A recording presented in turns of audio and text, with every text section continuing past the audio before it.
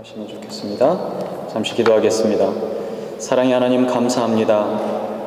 오늘 우리에게 복되게 하시는 주님께서 영광 받으시기를 원합니다. 이 땅의 만물들이 주님을 찬양하며 태고적부터 이어온 주의 사랑을 이 시간 또한 경험하게 하심을 감사를 드립니다. 아버지 하나님만 높여드리는 시간 되게 하여 주시옵시고, 말씀을 통하여서 우리 심령이 그리스도와 연합하는 귀한 시간 될 수 있도록 허락하여 주시옵소서. 주심에 감사드리며 예수님의 이름으로 기도드리옵나이다. 아멘.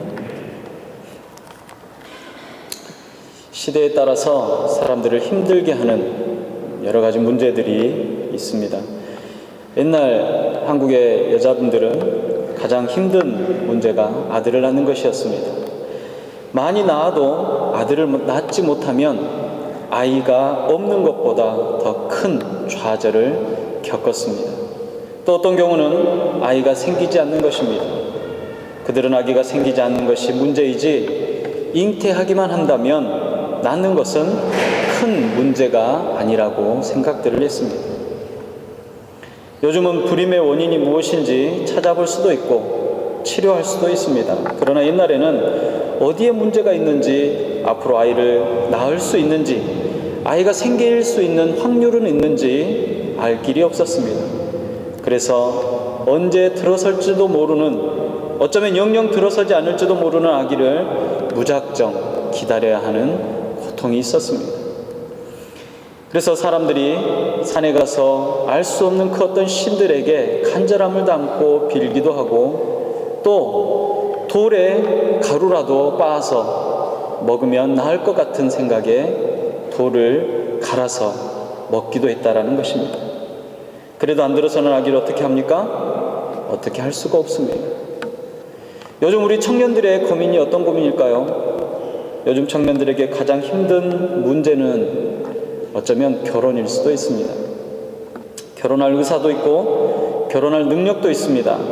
그런데 문제는 상대가 없습니다.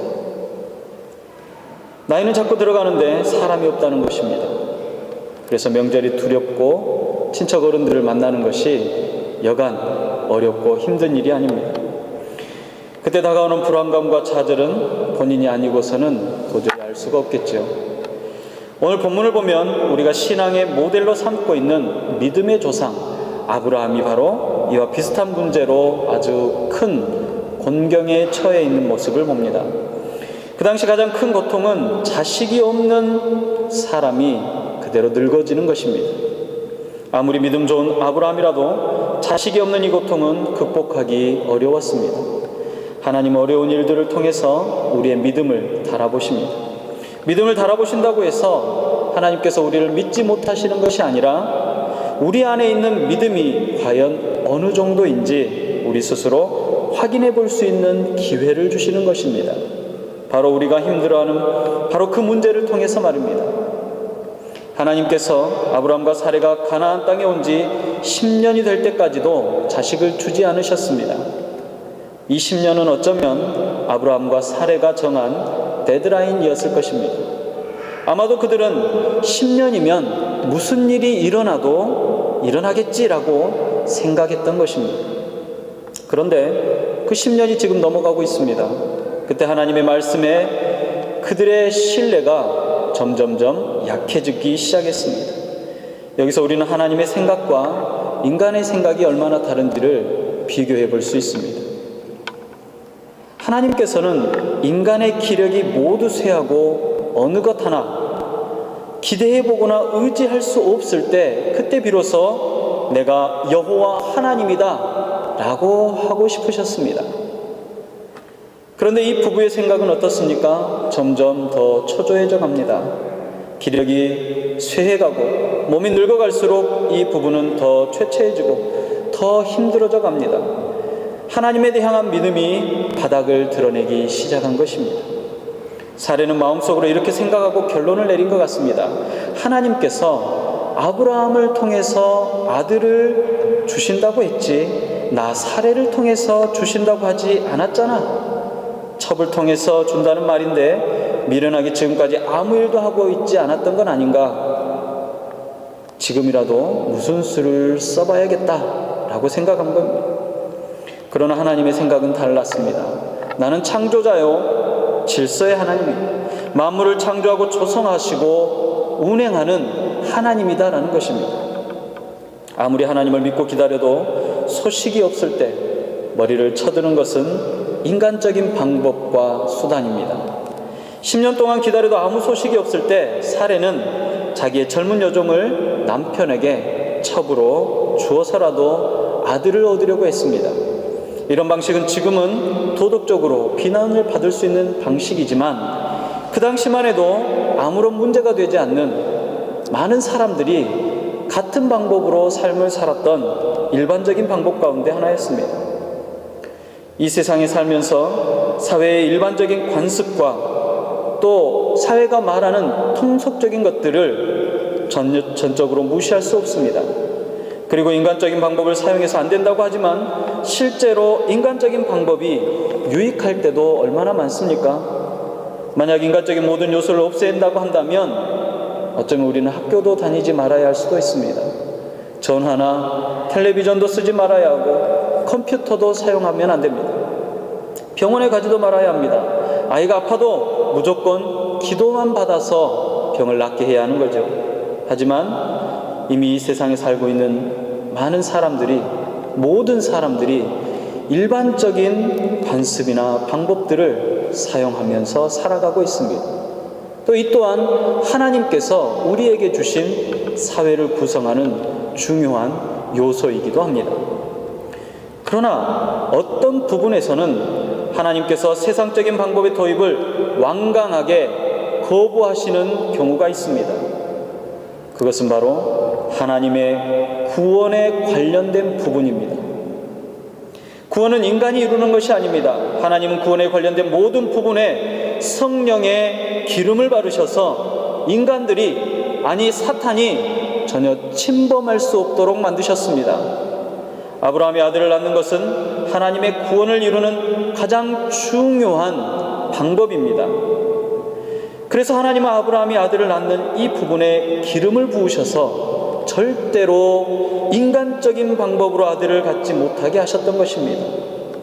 결국 여종을 통해서 아들을 낳는 것은 하나님께서 기뻐하시는 뜻이 아니라는 것이 금방 드러나게 됩니다. 어떻게 드러납니까? 여종이 자기가 임신한 것을 깨닫고 사례를 업신여기는 것입니다.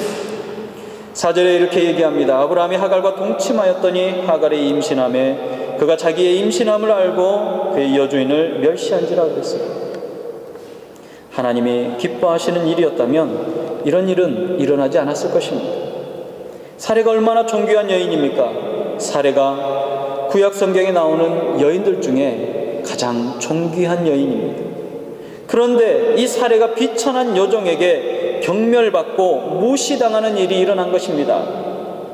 이것은 하나님의 시간과 뜻을 기다리지 못하고 인간적인 방법을 사용한 사례에 대한 하나님의 징계인 것입니다.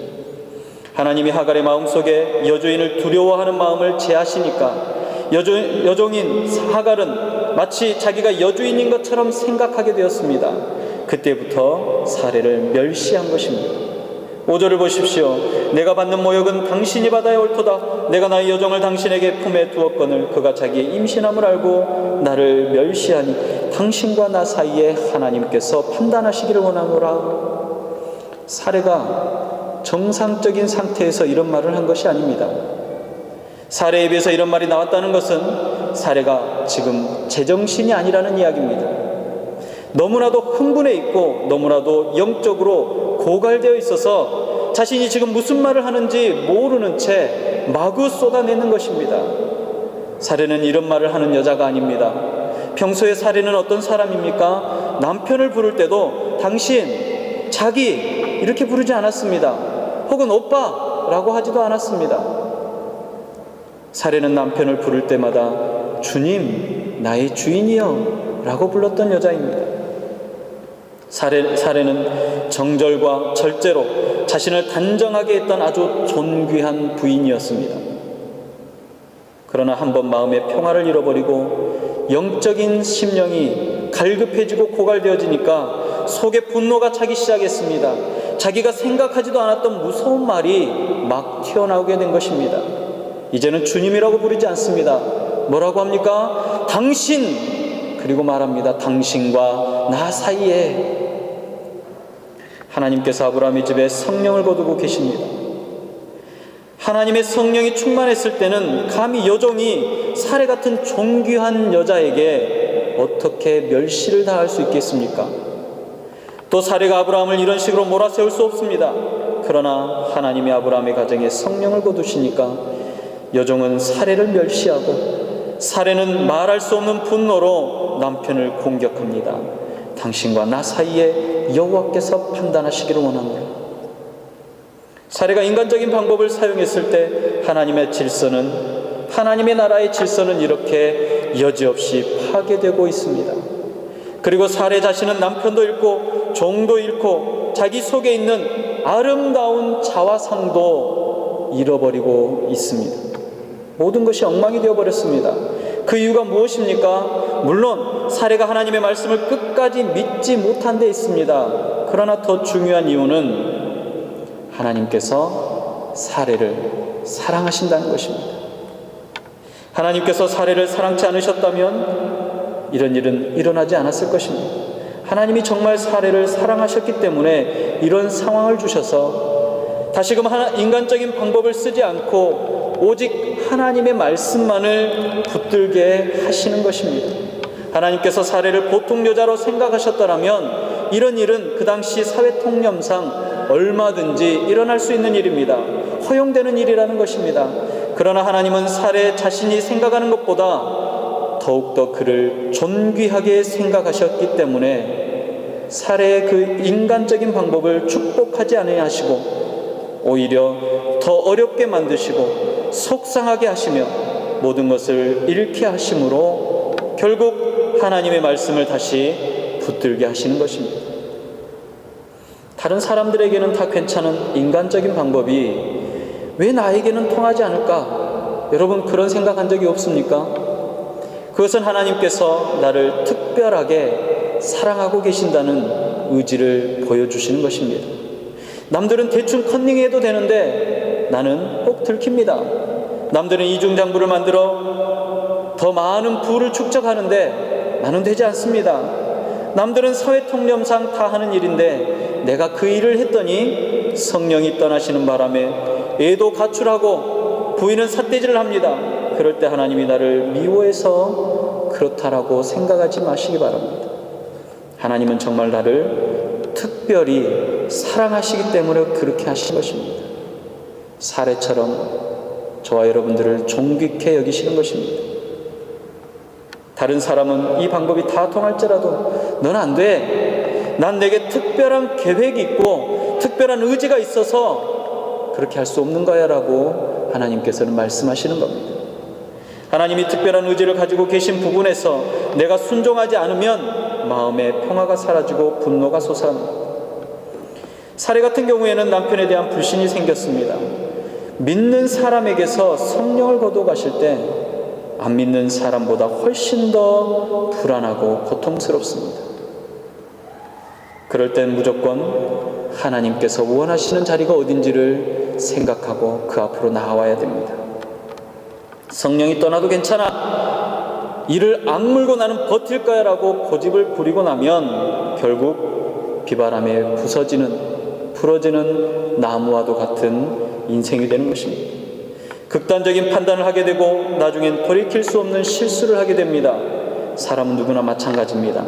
이것이 하나님 우리를 사랑하신다는 표시이며 하나님이 원하시는 자리로 다시 돌아오게끔 하시는 하나님의 의지입니다. 6절의 말씀을 한번 보십시오.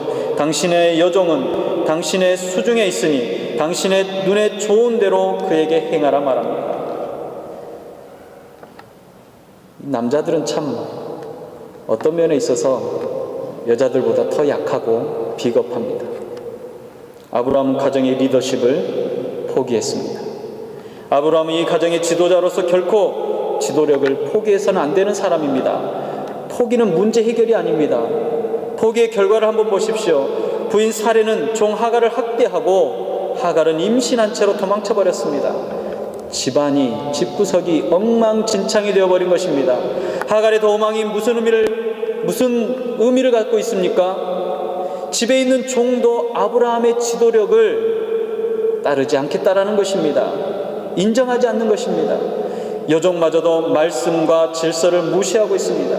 하나님의 구원의 능력이 한 여종에 의해서 조롱당하고 있는 것입니다. 하나님이 축복하지 아니하실 때 이 작은 하나님의 나라는 스스로 복종하고 스스로 섬기고 복종하는 관계가 아니라 서로 판단하고 업신여기고 불순종하고 지도력을 포기하며 급기야는 하나님의 나라의 구원의 능력을 조롱하는 자리에까지 앉게 되는 것입니다. 모든 관계가 변질되어 버립니다. 이것은 세상보다 훨씬 더 못한 모습입니다. 세상의 그 어떤 가정보다 더 심란한 모습이지 않습니까? 믿음의 가정이 성령이 충만하지 않으면 안 믿는 가정보다 훨씬 더 못합니다. 가정뿐만 아닙니다. 교회도 마찬가지입니다. 성령이 떠난 교회는 세상보다 더 지저분하고 추악이 그지없습니다. 그래서 에베소서에서 사도 바울은 말합니다. 술 취하지 말라. 이는 방탕한 것이니 오직 성령의 충만함을 받으라라고 말합니다. 그리고 곧 이어서 말합니다. 그리스도를 경외함으로 피차 복종하라. 하나님의 명령인 것입니다. 성령이 충만하지 않는 가정, 성령이 충만하지 않는 교회는 서로 경외함도 없고 서로를 향한 복종함도 없습니다. 성령이 마음속에 역사하지 않으면 밤에 잠도 못 자고 분노가 끌어올라서 하루에도 12번씩 지옥을 왔다 갔다 합니다. 우리는 성령에 충만해야 합니다. 성질에, 화에, 분노에 충만할 것이 아니라 성령에 충만한 자들이 되시기를 바랍니다. 7절 이후를 보면 하나님께서 직접 개입하심을 봅니다. 믿음의 조상이 아브라함도 사레에게도 자식을 기다리는 것은 참 힘든 문제였습니다. 우리에게도 이런 힘든 문제들이 있습니다. 하나님께서는 그 어려운 문제들을 통해서 저와 여러분들의 믿음을 달아보십니다. 하나님은 오히려 그 문제를 부각시키십니다. 그러므로 우리의 믿음을 바라보게 하시는 겁니다. 돌아보게 하는 겁니다. 우리의 믿음 없음을 깨닫게 하시는 겁니다. 남은 시간에 하나님을 기다리게 하시는 겁니다. 아브라함도 사레도 이 문제가 한번 터지고 나서야 약속의 때를 기다릴 수 있었습니다. 그리고 기뻐서 기다렸던, 억지로 기다렸던 하나님은 그들이 기다린 모든 기간을 상급으로 갚아주셨습니다. 가장 어려운 것은 하나님의 때를 기다리는 것입니다. 우리는 하나님의 때가 오기도 전에 지쳐버립니다. 하나님께서 우리 한 사람 한 사람을 부르셨을 때 아무런 계획이 없이 부르시지 않으셨다는 것입니다. 다 소중한 계획을 가지고 계시며 여러분을 부르시는 계획은 예수 그리스도의 구원의 계획의 가장 중요한 한 부분이라는 것입니다. 남들은 다 되는데 왜 나만 안 되는 거야? 예수를 믿으니까 더 안 되네 라고 생각하십니까? 그것은 하나님이 나에 대한 강한 의지를 가지고 계시다는 반증입니다. 다른 사람들과 나를 다르게 보고 계시다는 것입니다. 우리에게는 하나님이 주시는 귀한 상급이 있습니다. 하나님의 신실하심을 인정하시기 바랍니다. 하나님의 신실하심을 좌우간에 기다려보시기 바랍니다. 기다린 그 모든 기간이, 기다린 그 모든 여러분의 삶이 상급으로 돌아오게 됩니다. 오늘 성경은 결국 하갈이 하나님을 만나고 돌아옴으로 이 문제가 해결되어지는 것을 우리에게 보여줍니다.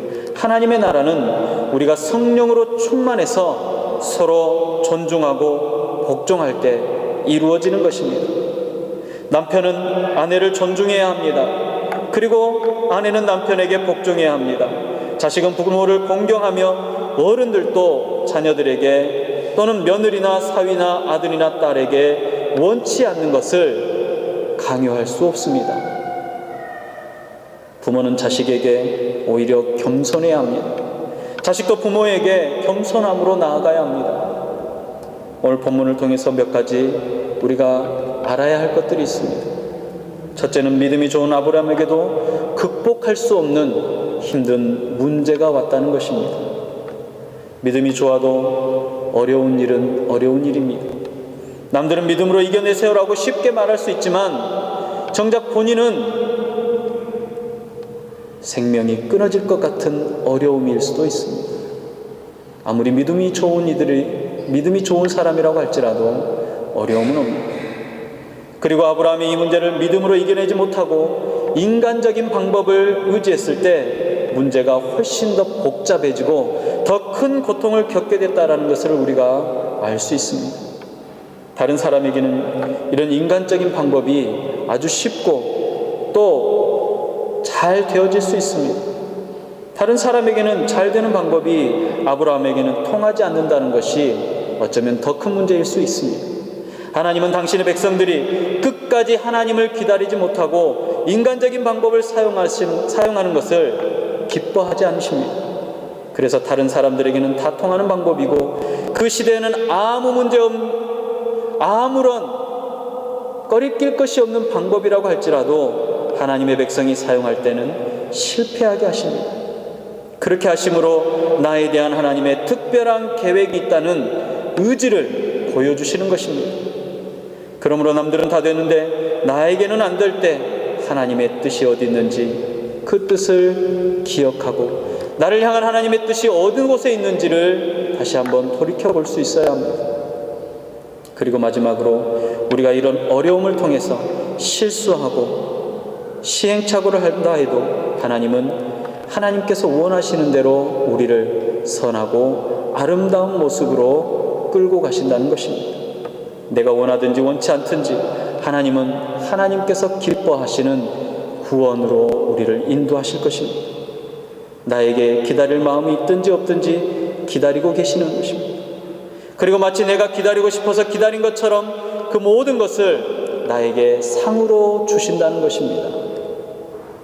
나는 지쳐서 쓰러져서 실망하고 낭망하고 왜 이럴까 하고 생각하고 있는 그 순간에도 하나님께서는 하나님의 목적을 두시고 여전히 우리를 위해서 일하고 계신다라는 것입니다.